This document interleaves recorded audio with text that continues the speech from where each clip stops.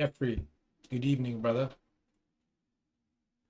Man, spent so many hours today on just looking at news and things around the world, and for some interesting news for AMC, and then a possible pumper on Tuesday that I put in the Discord. Hopefully, you're having a great night, brother. Just wanted to go on quickly, go over these things, see what we expect for tomorrow. How's everything with you? How's everybody doing tonight? Are you guys ready to get this thing started? Because I am. All right, without further ado, guys. So I'll start it off with this. So apparently today, earlier today, the British Army YouTube and Twitter accounts were hacked to promote crypto scams. They also decided not to comment obviously on this, but it's pretty intense, the fact that you have a military uh, agent, like the agency of the military, like army, obviously is being hacked their accounts. So you would be wondering, like, wow, if certain entities can hack this to promote those crypto stuff and everything, that's intense. That's pretty intense. That starts with that. Now, why am I saying in the title that we're looking at a very red and bloody week coming up? Um, because the fears of the inflation and all that stuff, I mean, it should no longer be fears, because here in the States, we're obviously, the citizens are being lied to until the moment of reckoning, where people have to face it. It's like right in your face, and you're in a terrible situation as a nation. Um, and it could be all I guess explained in one sentence, with any of these officials coming out and saying that, hey, it snuck up on us, we didn't see it like this, and where in reality, like, all these things that are happening all around the globe, we're not detached from it. All this stuff are happening around, and we're part of it. It's just the way that the system is keeping everybody in the dark until the day of reckoning. That's, I guess, what I want to call it. Because you have here stuff like this, for example, like in Venezuela. Back in March, the country of Iran got into a kind of agreement with Venezuela to send oil their way, crude oil, and then help fix their refineries, and that way the country can start producing more and more oil. Venezuela have huge reserves, huge amounts of reserves of oil, uh, globally speaking. And you have, as you can see here, and that was back in March, and now you see this production is at Venezuela's largest refinery hit by blackout. So the whole thing got hit by blackout, and it connects to a couple to another refinery, and all that was due, like, now you got electrical blackouts that are happening out of nowhere. And here's why this all ties up to also together, because you also have the same thing on the same day happening in Denmark. Sorry, not Denmark, in Norway. So you have a Norwegian strike. The workforce is basically planning a strike next week, which is this upcoming week, which basically, as you can see here, could basically halt the output by 13% in oil. And again, all this stuff is very similar. It's all around oil. And what are we going through? A major oil and gas prices are high, like skyrocketing and everything. And with this, it's only expected to get worse. You also have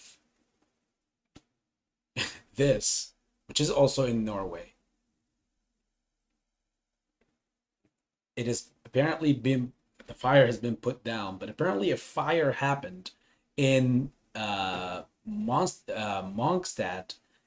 Norway, and now is put out, but it obviously affected the production levels extremely. In fact, let me close some of these tabs now as we're going through them. These are different parts so far as you guys can see throughout the world that are having these same things. Now I didn't even put one up there, but I saw that Japan throughout the weekend also had an electric outage, which is crazy. You know, all these things happening is it's mind-boggling. Now, with that also being said, we have this, which is pretty huge, pretty huge. The Argentinian economy minister Guzman resigns as divisions grow. Why is this so huge? Let's look at what they're having here. The economy minister Martin Guzman resigned Saturday, marking the biggest departure of President Alberto Fernandez's government after infighting within the ruling coalition escalated. Argentina, sorry, but it obviously sounds like the riots about to start, and we're gonna have some sort of obviously, I'm not saying this will happen, but I'm predicting that we're gonna have an overhaul, a whole complete government overhaul. Somebody's gonna overtake that government, and the crazy part here is this. The minister had come under pressure as Argentinians battle heightened inflation of more than 60%. In fact, it's predicted to be over 80% real soon if it's not already there. The shakeup also arises doubts over whether Argentina can comply with, oh, I want you to copy, I want you to highlight, $44 billion program with the International Monetary Fund, the aka the IMF, whose goals and objectives for the second half are seen by private economists view as too challenging to reach. So they're already saying, like, you know, this thing can't pop off. And the crazy thing, he resigned when he also was expected to visit Europe this week in Paris. Where is this?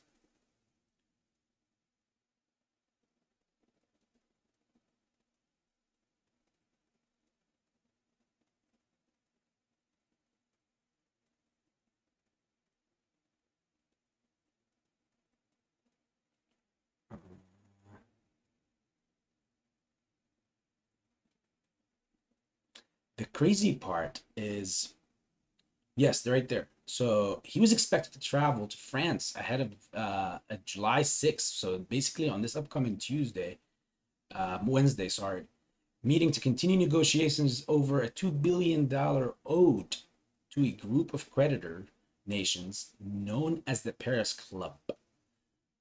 Doesn't look like he will be visiting them, and they're not going to be expecting him anymore.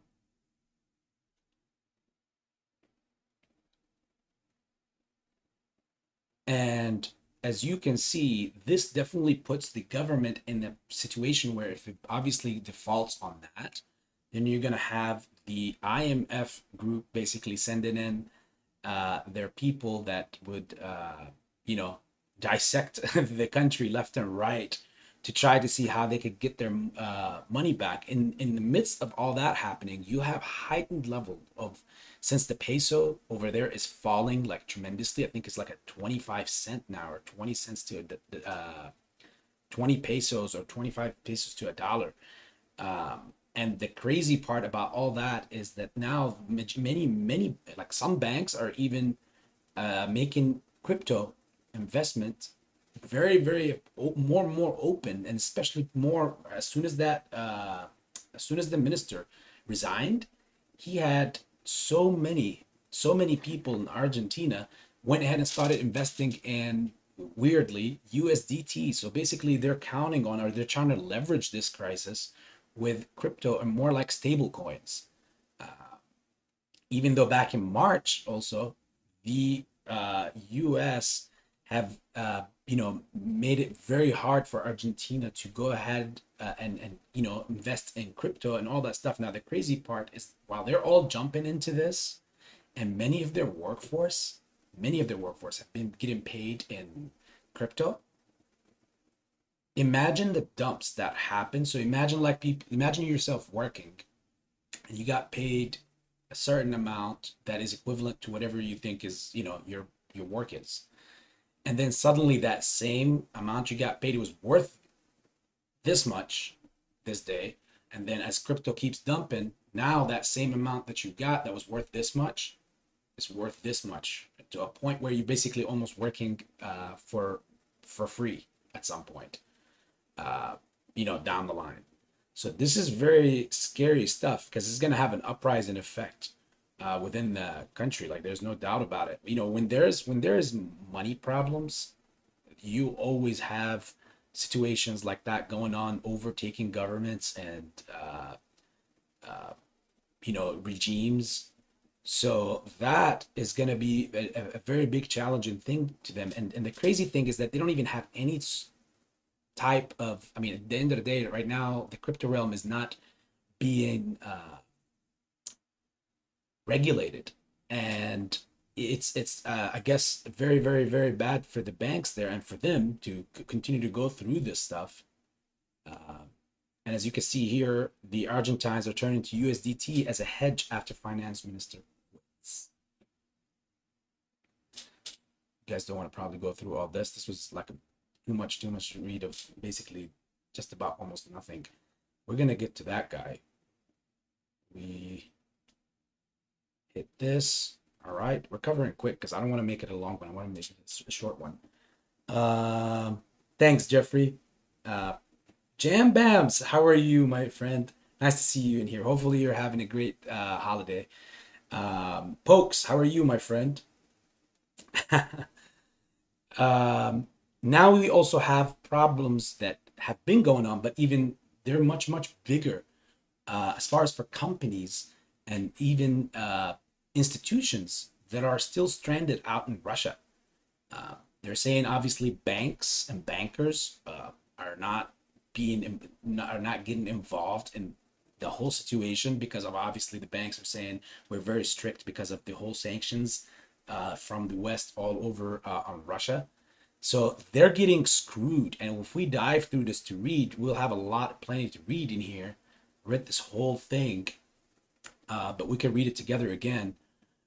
With foreign companies still working out what to do with their stranded Russian assets, because obviously sanctions, President Vladimir Putin's seizure of a major oil and gas project is a powerful warning. Move fast. You know, crazy thing is that was just the warning, and they still have all those.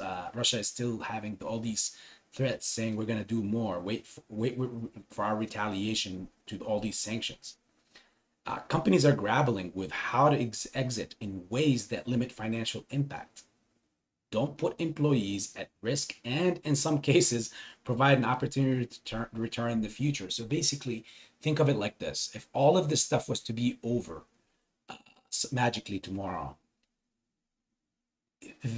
the strain that has been happening throughout this time span with the relations and everything is making it even almost pretty impossible to return in the future and do business there. I mean, this is pretty small here, but you got Finch Coffee boss Rolf Ladeau, assuming that's how you pronounce his name, was one of the early movers. When Western governments began imposing sanctions on Russia following the invasion of Ukraine, in late February, the CEO of pltr realized that the business of roasting coffee was no longer viable in that area at all. Even though coffee was not on the sanctions list, but he knew that this was going to deteriorate and get even worse. So he decided to get out while at least he was able to, for whatever amount, because many of them took major losses on compensations. You got that same roaster, like the coffee pltr, is one of the relatively small numbers of people who have sold assets or handed over the keys to local managers. Fewer than 40 routers have announced deals, including McDonald's, Societe Generale, and Renault. Terrible, terrible stuff going on in the world, guys. The obstacles are huge. Confusion has arisen over with the Kremlin will allow foreign companies to do employees panicked by threats of retaliation by the government. Sanctions have limited the pool of buyers and they have little time to test them. The sale prices are heavily discounted, and the talks are being held virtually because the fear of retaliation makes it too risky to visit Russia in person. With Moscow preparing a new law that is expected to go into effect soon, allowing it to control the local businesses of Western companies that decide to leave. The stakes are getting high. So basically, think of it like this: so all these McDonald's that have left and everything. This what this sounds like is that they handed the keys over, and it looks like they are still operating, but under basically Russian management. So like they're saying, okay, thanks for the business, and thank you, come again. If you haven't already started the process, or if you still have doubts about it, it's going to get tougher. That's what Ledo is telling you here.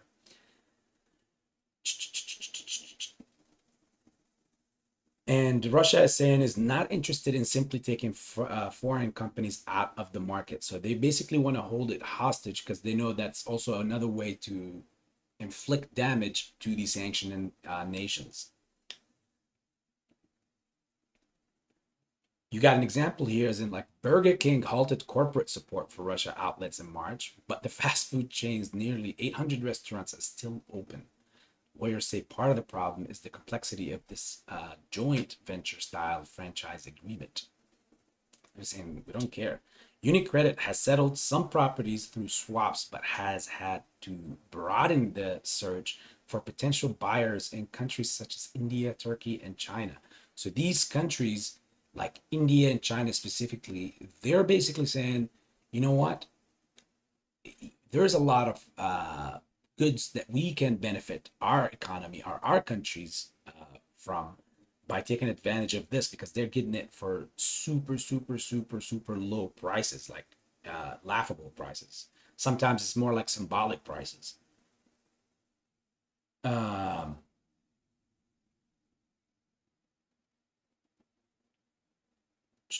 let's see. All that is talk.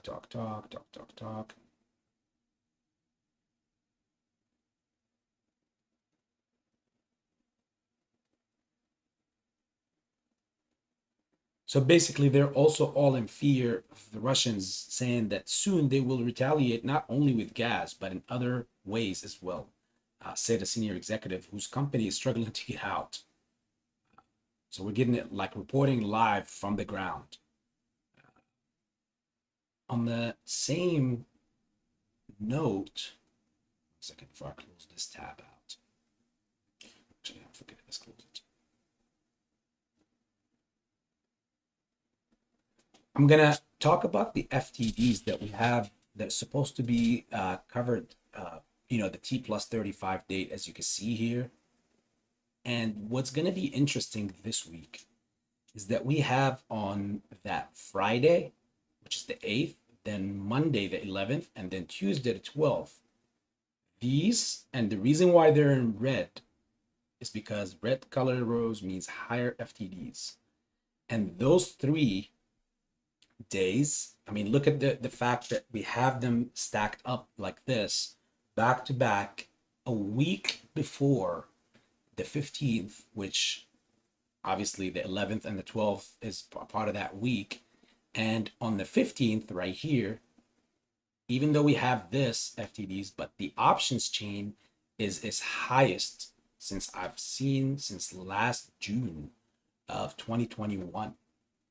So as far as like the options chain, how many calls, how many puts, and all that stuff, that's the July 15th is huge. There's like over 400,000 calls when I last looked at it last time. And it's going to be very interesting to see how this week, right now, the crazy part here is,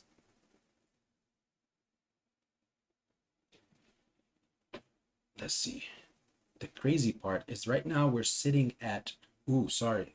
Were you guys able to see those numbers on the 7th and the 12th? Because, sorry, let me move my picture a bit.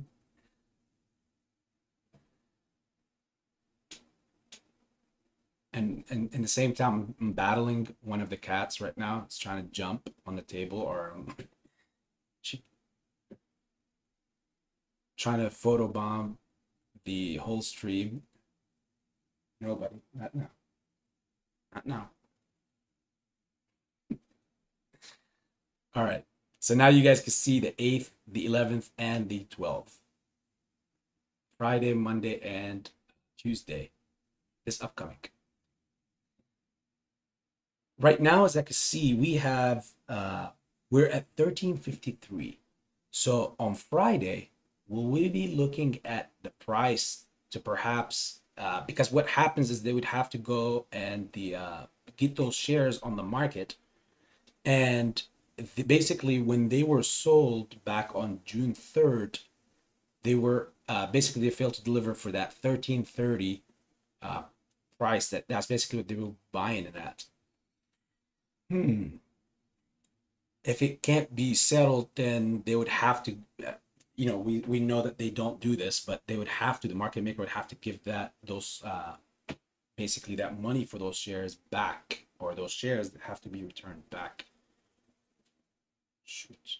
Hey, I can't stream when you're like taking all the attention over here. Leave me alone. I'm talking to the guys. Again, don't think AB is crazy. Let's see who's all in here. I see folks. Jeffrey. Glad you're doing great, brother. Goonie. Jay Pertagi. How are you, brother? And Goonie, how are you, my friend? Did I hear that JP Morgan purchased a lot of gold? I haven't heard it as of late if something new happened, but I believe it. I know that that's something they would do. Leah, how are you doing? Javi, I'm glad to see you in here, brother. Hopefully you're doing great. Now, besides all these, like I said, I wanted to make it light and very, very, very light for you guys and simple. I just wanted to show you guys what is happening around the world, of why I see that we're going to have way worse oil crisis coming in on this week. You've seen all those refineries magically having either fires or employee strikes or electric shutdowns, weird, all throughout the world. At the same time, on the other hand, you got Hong Kong just got hit by that typhoon, and they believe that there was many casualties that were at least until now that they could see or tell. So all these are supposed to be, I kind of summed up, and the funny thing for you guys is that all this that I just summed up for you guys in like what, how many minutes? In 26 minutes roughly. All that stuff took me like more than 4 hours to like read through to see if I wanted to even share it with you guys, because it all has a lot to do with itself. And yes, G Chronicles, how are you doing? I seen that Uganda had found a ton of gold. In fact, the amount was, what was it, 13 trillion in gold reserves. Oh my god. Hey kitty. Bella, you want to stop? You want to stop popping?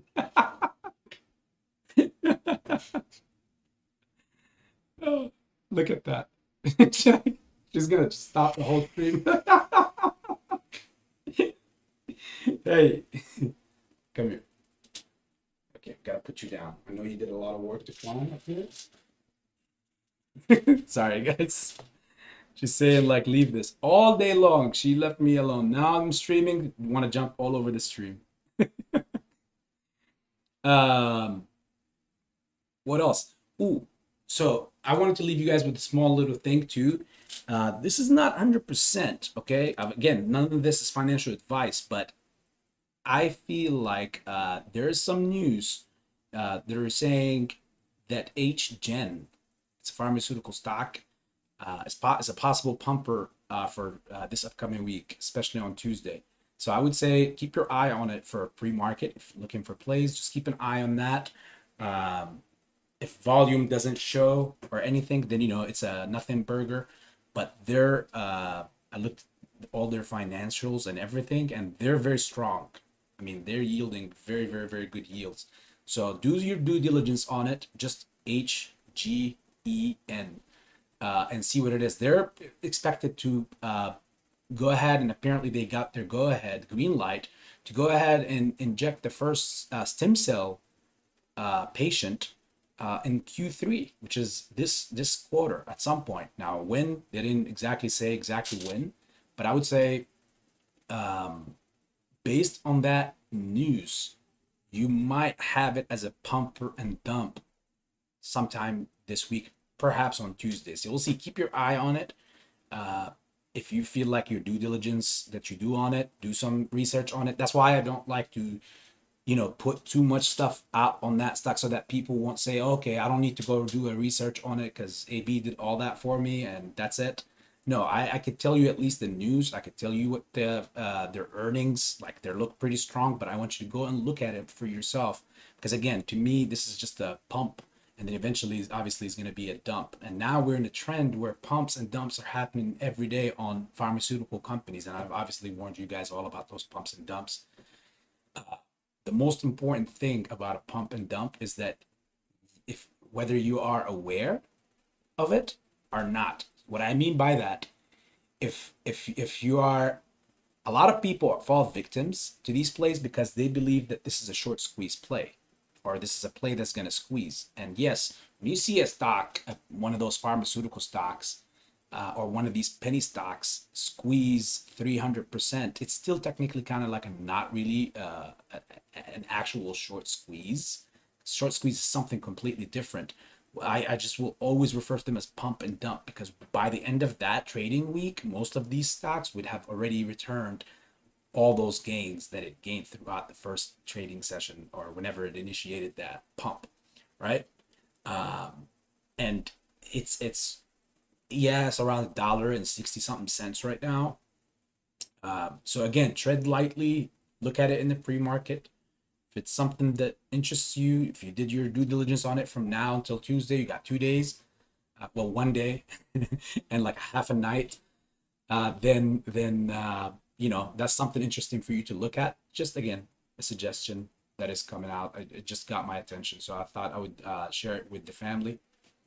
Let me see if there's any questions in here besides like that. Gold stuff is big, man. And I think China have didn't they do like a 1.8 billion, they put a 1.8 billion-dollar project for in either Congo or Uganda. I think it was in Congo. Let's see. Let me see who I'm saying hi to over here. Who else came in? Mia Louie. How are you doing, my friend? Bonnie R. On Pi-Fi last GME short video, he said likelihood of a squeeze is increasing. Mikey J, I'm pumped for next week. I'm very glad you are pumped, brother. Well, Bonnie, I don't know who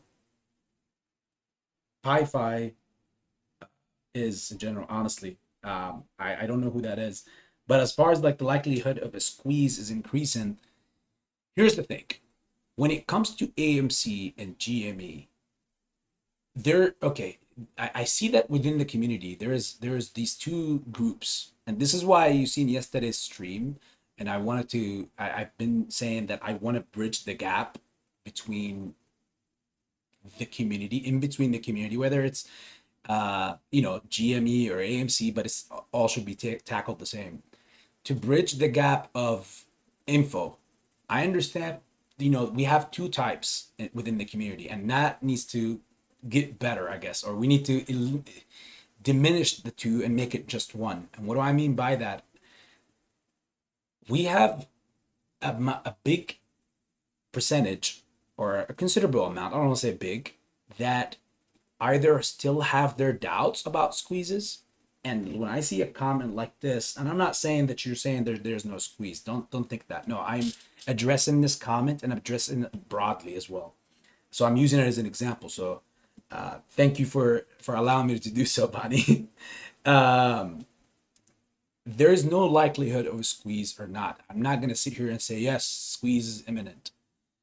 Because again, if everybody wakes up one day and says, I want to sell all my, we all want to sell our shares, just that we're done, then obviously there is no squeeze, right?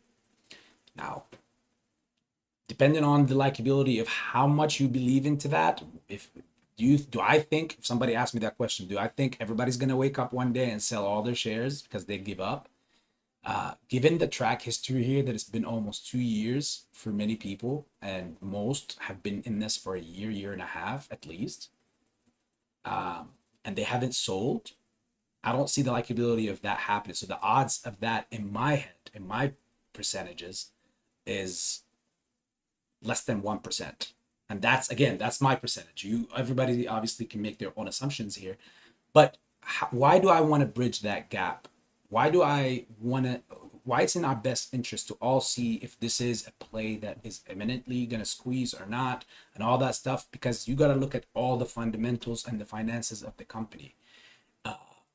The company is doing great. For example, for AMC here, on so many different counts, whether obviously on the movies, we're also expecting to have much more stronger business related ventures, like whether the popcorn toward the end of this year to be on shelves. You can order it, go anywhere. That's extra income coming in, even if it's minimal. It's more than nothing, right? And I have high hopes for that, honestly.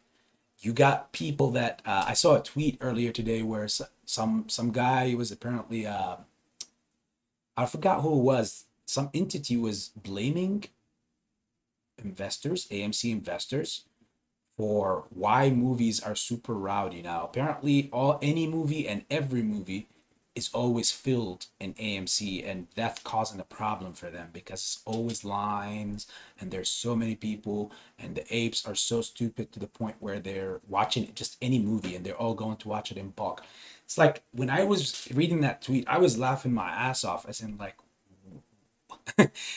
how is it terrible? Who's it bad for that the business is doing great? And what is their business for it, whether we want to go watch a nothing movie or any movie or what movie, you know? They're running out of options in the media realm to try to deteriorate us. They threw a option player, or not an option player, a short on us, AQR, and I put out a video exposing their all of AQR and what they are, and then their CEO Cliff Asness. We looked over on a video on Citadel itself and its holdings and the money under management. I mean, the whole sector is filled, and the media is filled with so many lies, and it's like in front of you. You just have to take that due diligence amount of time to go and look for it and search for it. The crazy part is the one thing I want everybody to also remember is the FTDs. When I say all these FTDs keep piling up and piling up and piling up and piling up, there is no way that you could have, like, think of it like this. If you have to do so much manipulation on a daily base, more than 60% through via dark pool, over 50% via dark pool on the stock,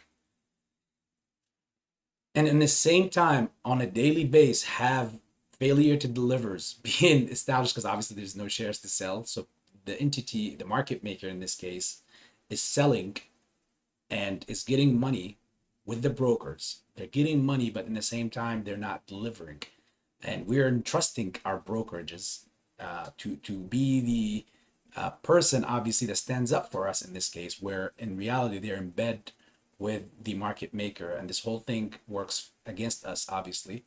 And we've seen in how over now all this time, I mean, for some people, like I said, for me 2 years almost and 2 months, it's against us. It's a disadvantage against us. But how long can they carry this for?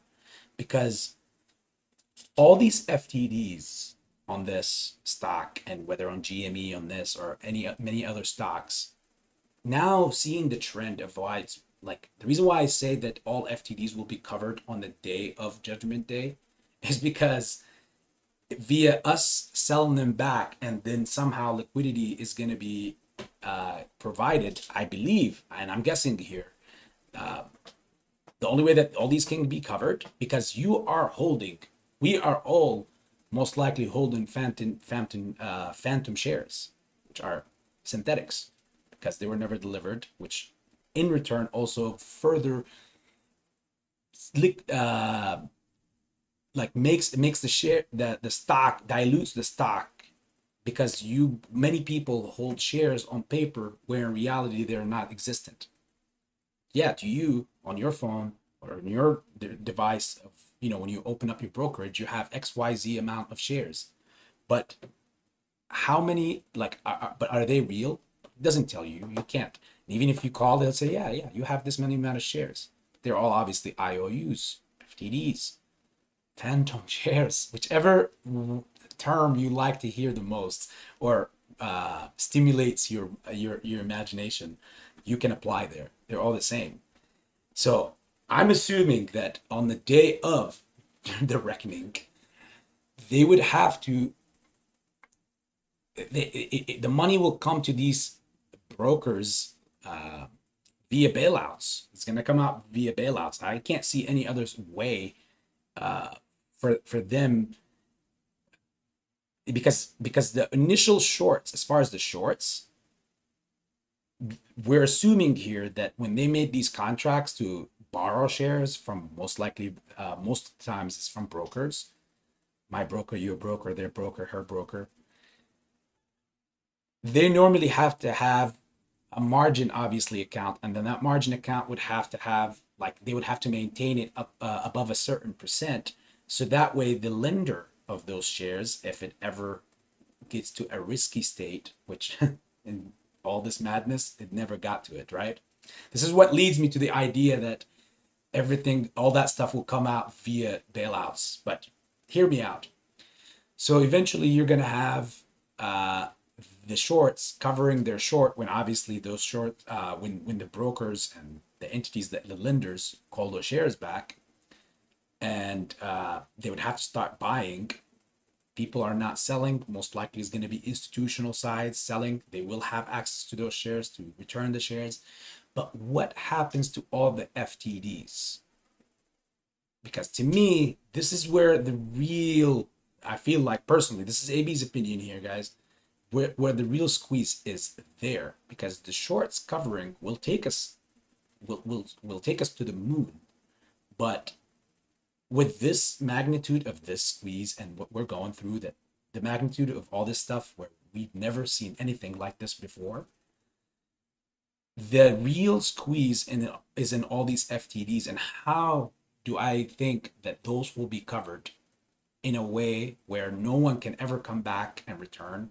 And let's say like a year later or 6 months later, when Congress calls a lot of people after the short squeeze post MOAS, when Congress calls this guy and that guy to come and testify, similar to what they did in 2021 with Vlad and from Robinhood. When they do that, I can almost guarantee you at that point, if my intuition is correct, that even realistically, no one will, no matter where they look, no one will find any FTDs. Why? Because we are holding all that stuff. And that's why I labeled many videos in the past as in, one of them was, we are holding the tools of their crime. We just don't know it. A lot of people just don't see it. They know that obviously synthetics aren't there. We don't know, obviously, how many of my shares are real and how many of them are fake. Are they all fake? Doesn't matter. At the end of the day, I have them on paper, which means when I do process a sell order, it has to settle. They can't send you back, like your broker can't send you back a message saying, oh, so we figured out that this was part of the synthetic shares. That right there is self-incriminating anyways. So they have to settle it. They would have to find, obviously, a buyer to buy this. Who's going to be buying billions and billions worth of FTDs? I almost said STDs. AV is so unfiltered that I can never even keep a thought in the back of my head without mentioning it. If I'm around people, it's just always, it's quick. It comes out quick. it's easier on life, and it's easier on the memory too. That way you're not keeping anything in, you're always letting it out. Whoever takes it takes it. Whoever thinks you're weird, screw them. You know, you live and die with yourself. Anywho, without more time wastage on that, you have the, like, when you process a sell order at that point and it gets covered, what you're doing at that moment, what we're doing at that moment, is we're selling back all this phantom crap that they've been, that all the IOUs that they've been given for all this past. So when all the selling is, or at least majority of the selling, like at least 80-90% of it is sold back to where levels are up to par with the actual float of the stock, I believe at that point, that's when you could realistically say that the squeeze is officially kind of over as far as this, just the short squeeze. But when anybody in the future comes back to look for FTDs, because I know a lot of people are going to be like, well, after the squeeze, like, well, it didn't go to the number I wanted. I'm not going to, discuss numbers here and anything, because no one really knows where it's going to go to, the heights. The potential for all the heights is here for sure. So the potential for whatever bracket is here. However, what will it go to? None of us knows. Anybody that knows exactly what it goes to besides Al,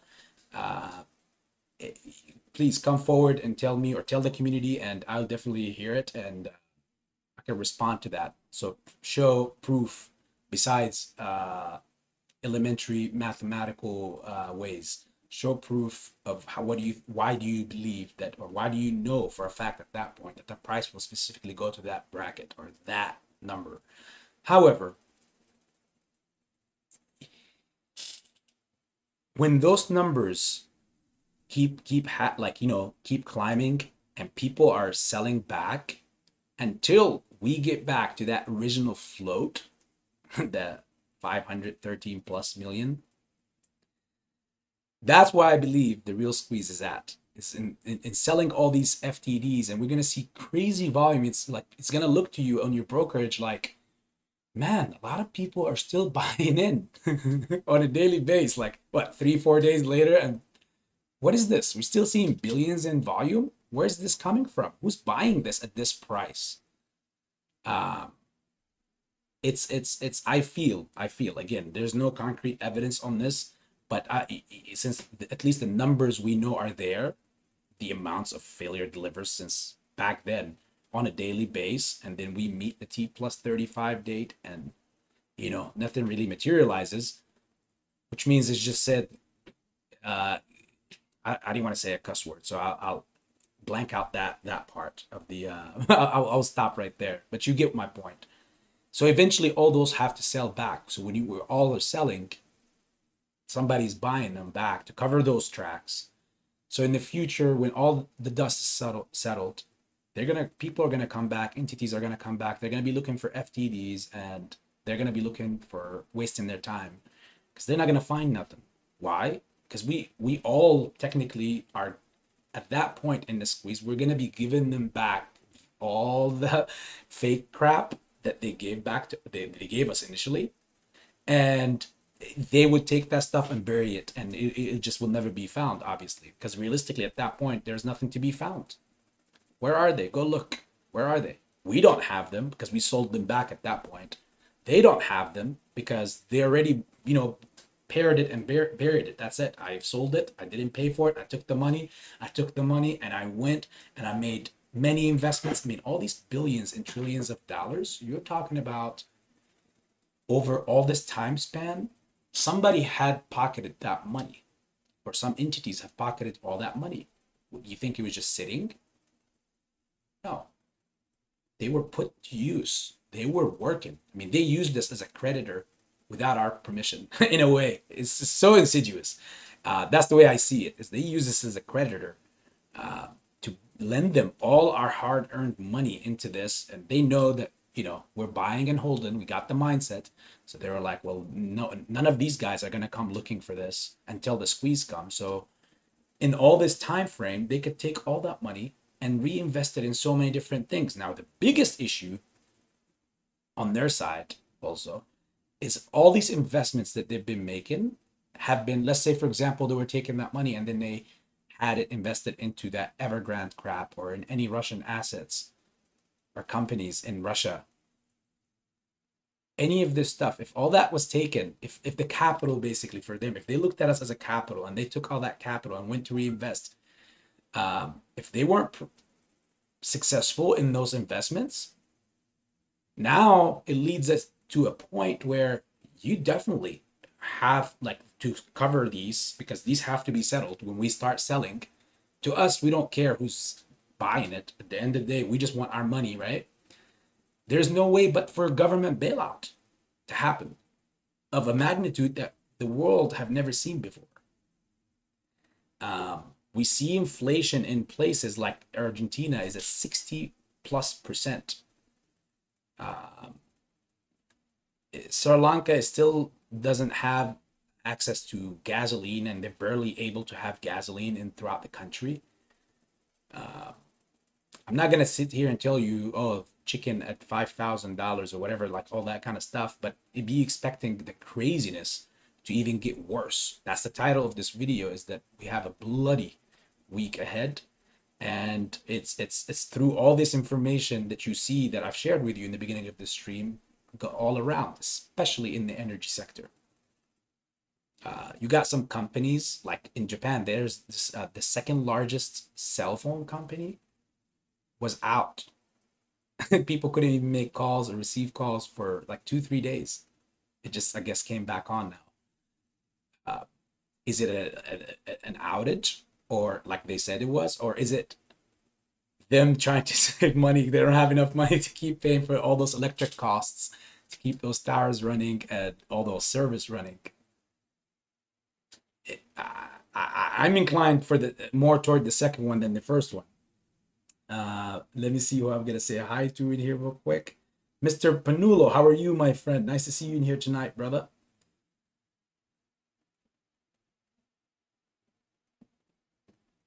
Goonie, AB, how much is the company debt of AMC? Well, it depends on what you're talking about, because we remember Adam Aaron went ahead and restructured much of his debt. That is, many of it is not even due till so many until a couple 2-3 years later down the line. I believe it was somewhere north of 4 billion, but none of those maturities mature anytime soon. Much better interest rates on it, and we are becoming on the verge of becoming a profitable business. So all that stuff can be dealt with as far as the outlook on the future now, with Minions doing this great, and you got Thor coming out soon. We have Avatar later coming out in the year. We have also Aquaman coming out, a bunch of other movies coming out. And if we have a couple of more movies like Top Gun that already did over 1 billion globally, but who knows, man? By the end of the year, it could be very promising. So as long as the business is profitable, that's what I'm looking at, and we're looking much stronger than even pre-pandemic levels. Yeah, we incurred more debt on throughout the pandemic, but as far as where we at right now and where we heading into the future, there's a lot of good things. We have a lot of cash on hand that they could utilize and do something big with it. Who knows? They could freaking buy an oil refinery. They could do many things. They could buy another company, just like they did their investment in HYMC. So if you followed our last stream last night, we had a lot of cool info on that. You got it, Goonie. That was enough.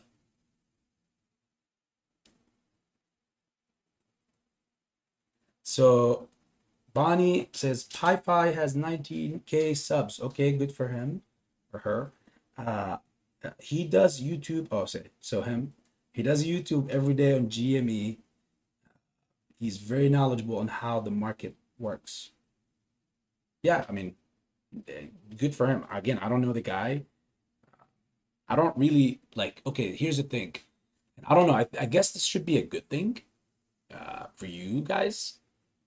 If you're if you listen to some creators, or at least give the opportunity to some creators to watch their content or hear their views, if I was watching another creator, I wouldn't be as excited if that creator is, getting their intel from watching other creators. You see what I'm saying? Because the point of this is to get access to new mindsets and new theories, and to see the outlook from one person to another. No one has it all right. No one has it all wrong. Eventually each person is going to be right somewhere and is going to be wrong some places. The best balance is to try to be more right than wrong, and that's a great balance. At the end of the day, everybody's gonna be wrong in life, and most of the times it's more wrong than correct. As far as for GME, we're in the same realm as far as with AMC. Business strength wise, AMC looks more promising to look forward down the line for the future as far as a business. But then again, anything can change at a break of a neck, because at any given moment, this company or that company can announce something that could be really big and huge and vital for the business. I'll be honest, one of the biggest pluses for GME is Ryan Cohen. And again, he's not a CEO of the company. A lot of people in GME don't even know that. That is true. Uh, One of my friends, Arthur Martin, he's in here sometimes. He asked people on other chats, I guess, according to him, and said that, most people thought GME's CEO was Ryan Cohen. And it's not. He's just the leader of the board in GME. Um, but yeah, so I barely have enough time, honestly, because I have my restaurant and obviously my life things, and then I have to come up with content for people when I vet things, and it takes hours. A lot of people like think that we do, like for example, when I share this, like I told you guys, it looked like we covered everything in about 20 minutes, and it was like about 4 or 5 hours of reading in between many articles and many things, and searching and digging and trying to tie things together to see which one fits, to ultimately put it in a way where I could just run through it to you guys and talk to you about it. I know many people loves the hype of, oh, okay, I'm gonna put in 11,000 shares on this and we're gonna pump next week. And a lot of people view that stuff or something, but they don't look at receipts, they don't look at things, and uh, somehow they could completely keep following it. So I'm not saying that this gentleman is not possibly an intellectual person or a knowledgeable person, but I just really honestly never had the time. And whenever I do have time, I look at people like Pantheon. Uh, Here, sometimes I look at Boss, Blunts, and it's again, it's just here and there. I look at Super Steven, just another ape channel. He's very knowledgeable, just not a lot of coverage, and that's because it's just a smaller channel. It's just beginning recently, which is not a bad thing. Some people also consider that to be something that against you as a creator, that you have a smaller channel. And in fact, this is why I hid my sub count. It's around 1,500, but all that is going to change at the end of July, because apparently YouTube is changing that rule.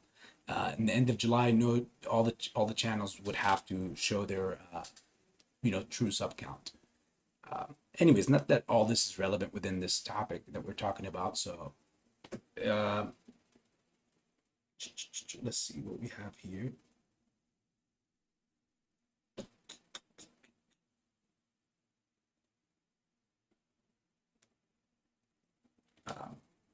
But yeah, Bonnie, at the end of the day, I remember now what it was officially about. But again, if that person is knowledgeable and said this squeeze potential, the likelihood of the squeeze is increasing, I think that person is also a little too late. Like the squeeze was on since 2020. Neil, good evening, brother. Mikey J, I would love to see an AMC and Netflix partnership. Yeah, again, I would love that. I would love if they could actually buy out Netflix. Right now, they're very battered and down, so I would love for them to buy out Netflix and see how that goes. Alrighty, my loved ones. I've taken enough of your time. I'm gonna possibly see you guys tomorrow in case any new stuff comes up. But again, I thought it was very important to see those events that are happening outside on a macro level of the country, um, and see where how possibly what you think of or what to think of to expect for this upcoming week. Uh, Overall, in general, the market I feel like is going to be completely bloody through receipts, not just guessing. And I showed you those articles on those things. And then as far as pertaining for AMC, uh, we're in the beginning of the week, we're going to be looking to see what really happened with this whole Melvin stuff, right? Because we still haven't seen any of those shorts being covered or any of that stuff. So it could happen, excuse me, either here on Monday or Tuesday. And if that happens, this is all speculative here, guys. So if that happens and we see a price surge that leads right into these 3 days, the Friday, Monday, and Tuesday, that are highlighted in a lot of red, as you can see here, in all these FTDs, and then that which would also turbulence us right into the 15th, which is right here, on that Friday of not this week, of next week, and having all that options chain, if the price is surging and those options, majority of them, there's like over 400,000, and believe that it will climb to over 500,000 at the beginning of this week on Tuesday or Wednesday. If all these things go like according to plan like this and they happen in this sense, holy moly, holy moly, like that 15th right here could be the gamma ramp. This could be fuel. These 3 days, this month, those Friday is the 8th, then the 11th is a Monday, and then Tuesday is the 12th. Those could be fuel to the 15th, which will be the fire, which is the gamma ramp for, guess what? Monday and Tuesday of the following week as well after the 15th. Look at all these failure delivers as well. It's extremely bullish, guys, for short term. For short term, everything looks extremely bullish. On a technical level, we've seen it. I've showed you guys yesterday. We talked about it with the incubator yesterday. Let me open up my trading view. Look here.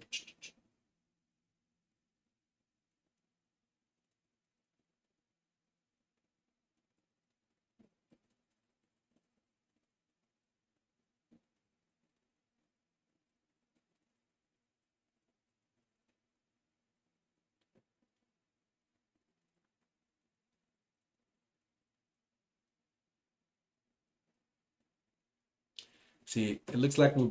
I mean, again, yesterday, as mentioned, we are like we were supposed to be in this channel down here, in this area, and since we are making higher highs just on a daily base here, on a very small, very obvious small volume, but more importantly, we also made a few higher lows. We are breaking out of that wedge, and I had previously drew this black line that's swiveling like this. This was like a month ago, so it's crazy where it's at right here, right now.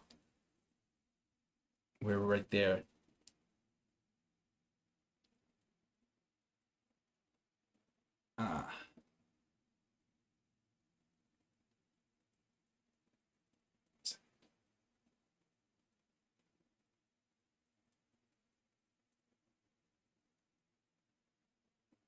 Holy moly, guys. If all these contracts and all these FTDs we were just looking at and talking about initiate a gamma, that could easily propel us to this level right here.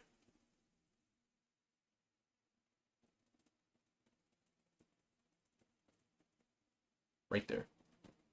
Perhaps a little less. Sorry, more. So about around 25.67 in the $25 zone. The one thing I'll be looking for, again, as I mentioned yesterday, is for us to break that level and obviously continue going here, because the first one is going to be at around the $18 frame right there, breaking out of this somewhere in here this upcoming week, or perhaps by after the 15th. And then from there, I'm looking for breaking this guy, the $29 level, which is 30, which was back in March. That's where we met it, and we were brought back down. But why did we meet that? Because it's respecting the overall trajectory on a technical basis of the trend that we have been in for this past whole year since June's run. Been in a sell-off market, and even though we've been buying more than selling. That's why I believe the FTD theory, as far as when will it all get covered, is when people start selling all those shares. When will they sell the shares? Because no one is selling their shares in these prices. When the squeeze happens, and that will propel the stock, in my opinion, to crazy levels. That's where the real squeeze is, and not that, rather than just the shorts covering their positions. Because one thing we have to come to understanding is that the shorts, since they have margins, when those margins are triggered, if they can't meet them, they automatically go in and cover. Yes, the price is going to be surging as they're covering, but majority of these, and you probably ask yourself a question, as I'm like, who's going to sell if they're going to be going to the market to forcefully to buy shares? Who's going to sell them, since AB, for example, is not interested in selling here. He's not interested in selling here. He's not interested in selling here. He's not interested in selling there. In fact, AB is not even interested in selling anywhere, even up there. Again, this is just my opinion, guys, right? Not anyone else's. Look at me over here doing a lot of other drawings on the but yeah, so like, since majority of people, and as far as I see around or hear around, and as far as you hear around, people are holding for life-changing wealth, right? So people are not holding, and now we're in these areas in the $13 range. So if they get margined up here somewhere, anywhere in between the $30 and $35 range, it's in fact, it could most likely even happen down here in the 20s, in the mid 20s range. But I'm more comfortable when we break this, the last channel that we went to, the last high that we had in March. We break that clearly breaks the trend of the bear trend, and obviously that means we're beginning to have higher volumes, more buying, at least on a technical level showing, and we're going to be moving up to the upper, because obviously we're going to create a new reversal trend to the upside. But since we have formed a bull flag, as you can see, these things do not reverse like this, like this, like this, like this, like this, like this, like this. No, these things, when they officially reverse, and like we break this level right here, we hold above it, we don't get met right here and then brought back down, further continuing the levels. But again, you see this line over here, I did it on purpose. This was the launch-in pads that we had in the past. I've mentioned this before, and look how when we dipped right underneath it in the past weeks, look how stock was brought back up to these levels in the $12.53 range. And then in the 13. So once we break this level, $30 level, and hold above it, I'm anticipating that majority of, obviously, these hedge funds are getting the margins and they're going to sell. So since we're not selling this low, who's going to give them shares? I can't see anybody except institutes, because the volume have to be there in order for the price to go up, right? Like, even if they have to buy shares, if there's no such thing as there will be no shares on the market at all. That's why you have institutions and you have retail. Since we're not selling, who's going to sell? Institutes don't look for price targets like we do, and in fact, they don't give two f's about this. That's just the truth of the reality. And I don't care about that at the end, honestly, as much, because at the end of the day, we still hold all the other stuff. So in a nutshell, why do I think the real squeeze is in the FTDs? It's because when we have over 90% of the float, even if that float is 10 billion or 20 billion or 5 billion or whatever the real float that we have purchased, the shorts, even if they buy so much back, even if they get those shares from institutes, and again, this is all my speculation, who's to say that the shares that they're buying back are gonna be the equivalent to all the shorts that are on the books? Because again, they're self-reporting shorts, so therefore we don't even know the real amounts. We're just getting what they're willing to share with us, and those are ridiculous numbers as well.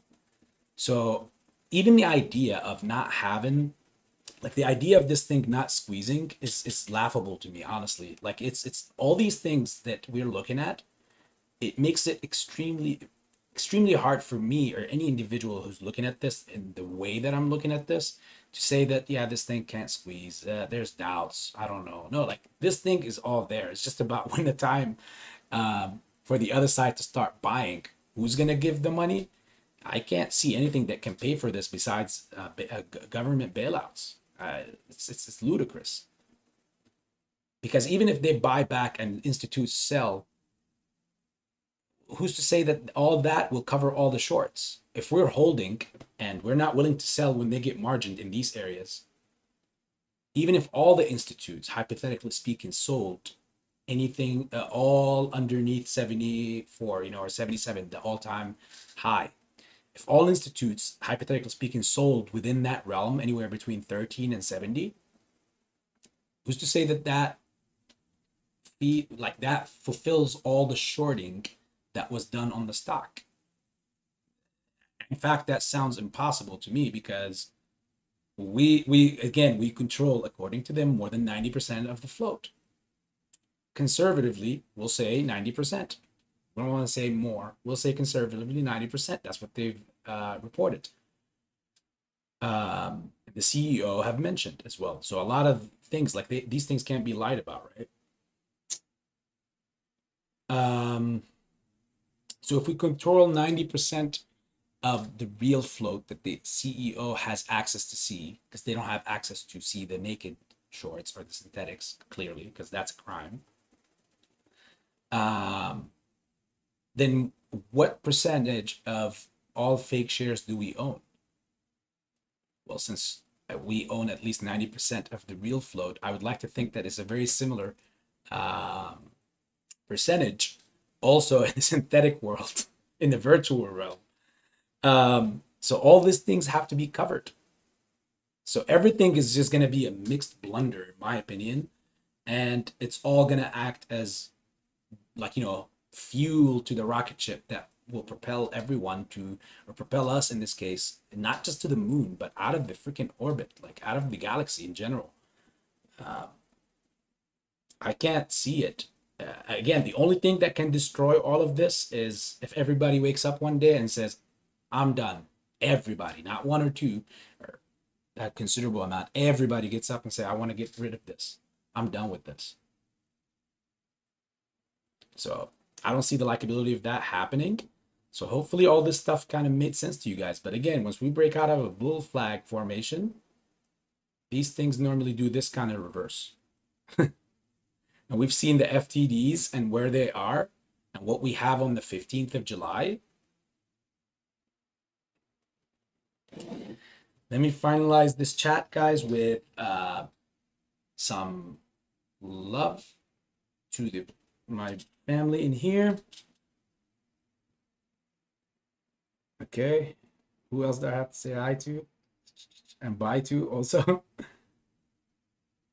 You welcome, Neil. Thank you, brother. Thanks, Mikey. Yes, we are the whale for sure. The Coiler, how are you doing, my friend? Hopefully you're having a great, again, holiday once again. I'm glad to see you in here. Hello, Amy. Yeah, I said Coil. Well, my people, I'm glad that I've popped on just periodically like this to talk with all of you guys.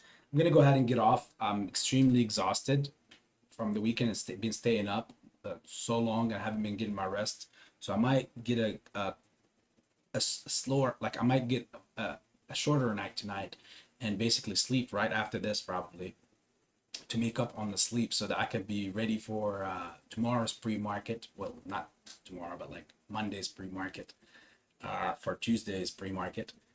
And I can be fresh for the week because we have a lot of bullishness coming in for this week, guys. A lot of catastrophes happening all around the world, unfortunately. A lot of bad things are happening even within our realm. But the only way that they can continue doing this is via repo and reverse repo, and you've seen those numbers climb up more and more because they need more money. And the cool part here, guys, is you can see that this is how much it costs, in my opinion, since they're found, obviously they had been doing this and they've been found that way, where they link all this collateral, link it, get repo, reverse repo versus that money, and like get repo versus that collateral, and then take it and then use it to do what they got to do, and then come back the next day, return the money, make some money, come back, take their collateral back, which is again the crime. I feel like that's the way for the government or the feds to gauge the amount, or the the the amount or the dollar amount that they would have to be putting on these squeezes, or on this thing that is happening in front of us. As it continues to climb, I feel like because we keep adding more and nothing is giving back, and nothing, the stock prices are not going up, and it's not just on AMC, so throughout the stock market. That's why I believe that also those repo and reverse repo transactions are increasing. They've been in that sentiment since back in February and March of 2021, when it significantly started shooting up. We started again in the less than 200 billion, and people were freaking out when it reached 240 billion in a single repo and reverse repo day, one day. And then look where we were, and look where just a year and a half later now, that number is laughable. We're already at almost at 2.5 trillion, almost. I think that we'll break that, we'll reach that real soon. So let's see what this week has in store for us, guys. Don't be afraid of obviously what happens. At the end of the day, we're here for the long haul. We're here for life-changing wealth. Nothing here is financial advice. Do your own diligence. And if you've entertained whatever I've been talking about or what I say, please consider hitting that like button, and obviously subscribe to the channel. And with that being said, first, let me see. This whole time I was the smaller screen. It's okay. Now you guys get to see me a little bigger. Much love to you guys, all of you. Now let me say it like this. Much love, AV Investments.